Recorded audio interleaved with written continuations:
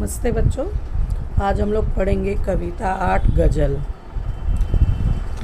आपसे किसने कहा स्वर्ण शिखर बनकर दिखो, शौक दिखने का है तो फिर नींव के अंदर दिखो।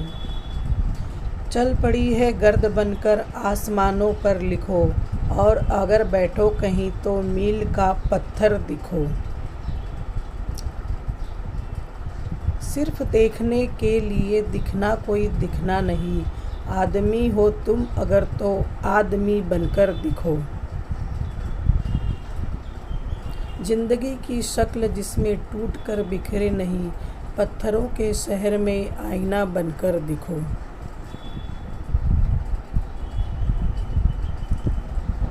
आपको महसूस होगी तब हर एक दिल की जलन, जब किसी धागे सा जलकर मोम के भीतर दिखो। एक जुगनू ने कहा मैं भी तुम्हारे साथ हूँ, वक्त की इस धुंध में तुम रोशनी बनकर दिखो। एक मर्यादा बनी है हम सभी के वास्ते, पर तुम्हें बनना है सीप के अंदर दिखो। डर जाए फूल बनने से कोई नाजुक कली, तुम न खिलते फूल पर तितली के टूटे पर दिखो।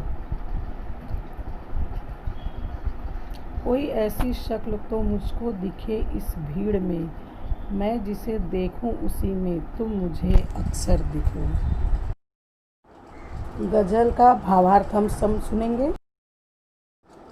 गज़ल कविता में कवि कहना चाहते हैं, गुमनामी के अंधेरों में रहना स्वीकार न किया होता तो इन शिखरों का अस्तित्व ही नहीं होता।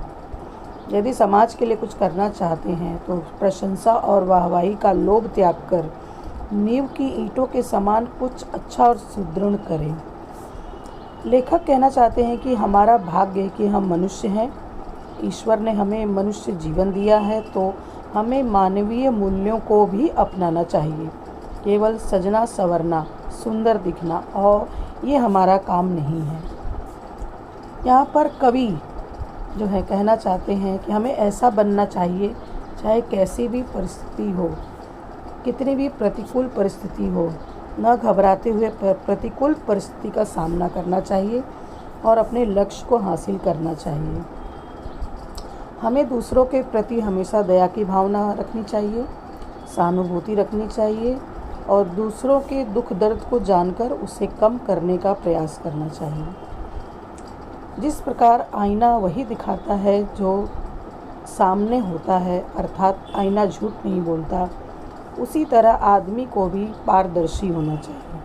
हर परिस्थिति में, हर हाल में अडिग रहना चाहिए और बिना घबराए, बिना डरे अपने लक्ष्य की तरफ बढ़ना चाहिए। जिस प्रकार एक सीप के अंदर मूल्यवान मोती छिपा होता है, उसी प्रकार हमें भी समाज के कल्याण के लिए मर्यादाओं के भीतर रहकर श्रेष्ठ कर्म करने चाहिए, क्योंकि इसी भावना के द्वारा मनुष्य सम्मानित होता है। कवि के द्वारा दी गई पंक्तियों के भीतर यही केंद्रीय भाव छिपा है। तुम उस फूल को तितली से बचाने का प्रयास करो, अर्थात संकट के समय या मुसीबत के समय डगमगाते कदमों को सहारा देना चाहिए। हमें अपने लक्ष्य को न भूलकर लक्ष्य की ओर बढ़ने का जो है, लक्ष्य प्राप्त करने का।